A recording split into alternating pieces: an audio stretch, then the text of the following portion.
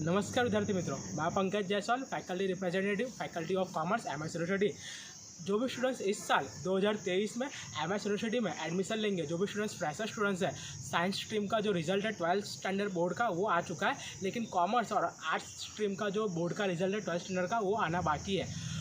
जो fresher students हैं, new students हैं, वो लोग अप्लाई करेंगे एमएस यूनिवर्सिटी में बीकॉम के लिए, बीए के लिए, बीएससी के लिए, बीबीए के लिए या फिर बीए एलएलबी के लिए। ये जो भी बैचलर डिग्री कोर्स है ये सब अब से 4 साल के हो जाएंगे। पहले 3 साल का होता था, लेकिन न्यू एजुकेशन पॉलिसी के अकॉर्डिंग जो ये सब कोर्सेज है वो 4 साल का हो जाएगा। और ये सब कोर्सेज के लिए अगर आप जब रजिस्ट्रेशन कर रहे हो, फिलहाल तो बीकॉम, बीए और जो बीएससी की जो वेबसाइट है ऑनलाइन रजिस्ट्रेशन की, एडमिशन फॉर्म की, वो चालू नहीं की गई है। लेकिन जब भी चालू की जाएगी तो आपको जब रजिस्ट्रेशन करा रहे हो तो कौन कौन से डॉक्यूमेंट की जो ज़रूरत है वो होगी, कौन कौन से डॉक्यूमेंट रिक्वायर है, तो मैं आप सभी को बोल रहा हूँ। तो आप सभी नोट करना, एक कागज़ और पेन लेके मैं आप सभी को जो डॉक्यूमेंट्स के नाम है वो बता रहा हूँ। फर्स्ट नंबर पर है 10th मार्कशीट, यानी कि जो 10वीं का आपका रिजल्ट है 10th स्टैंडर्ड का वो। सेकंड पे है 12th मार्कशीट, 12th स्टैंडर्ड का जो आपका रिजल्ट है वो।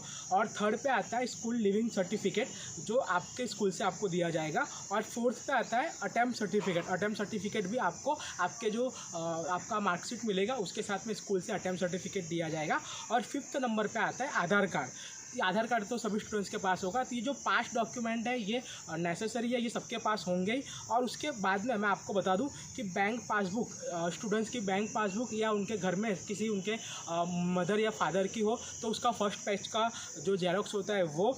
और उसके साथ साथ में आप सभी को अपना बता दूँ कि जो भी स्टूडेंट्स ओबीसी कास्ट से बिलोंग करते हैं तो ओबीसी कास्ट के स्टूडेंट्स के पास नॉन क्रिमिनल का जो सर्टिफिकेट है, नॉन क्रिमिनल का सर्टिफिकेट होना कंपलसरी उनके पास होना चाहिए, तो ही उनको ओबीसी कास्ट का जो बेनिफिट है वो उनको मिलेगा।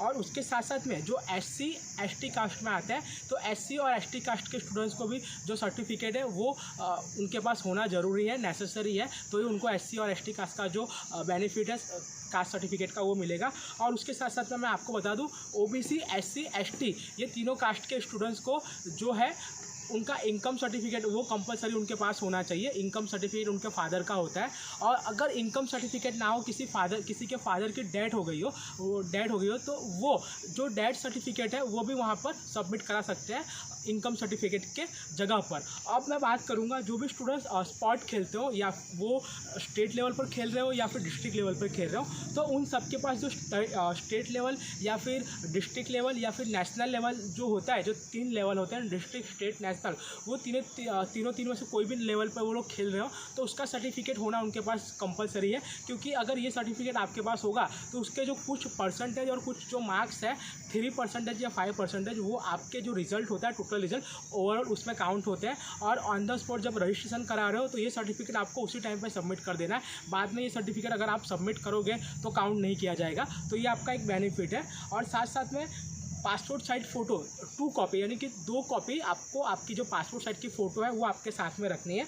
और EWS सर्टिफिकेट उन स्टूडेंट्स के लिए कि जिनके पापा की जो एनुअल इनकम होती है वो जो लोअर इनकम होती है उससे भी कहीं ना कहीं कम होती है, तो EWS सर्टिफिकेट उनके पास होता है। तो ये जो सभी डॉक्यूमेंट है ये नेसेसरी डॉक्यूमेंट है। मैंने आप सभी को एक डॉक्यूमेंट के नाम बताए, SC ST कास्ट के स्टूडेंट्स को भी बता दिया, OBC कास्ट के भी स्टूडेंट्स को भी बता दिया।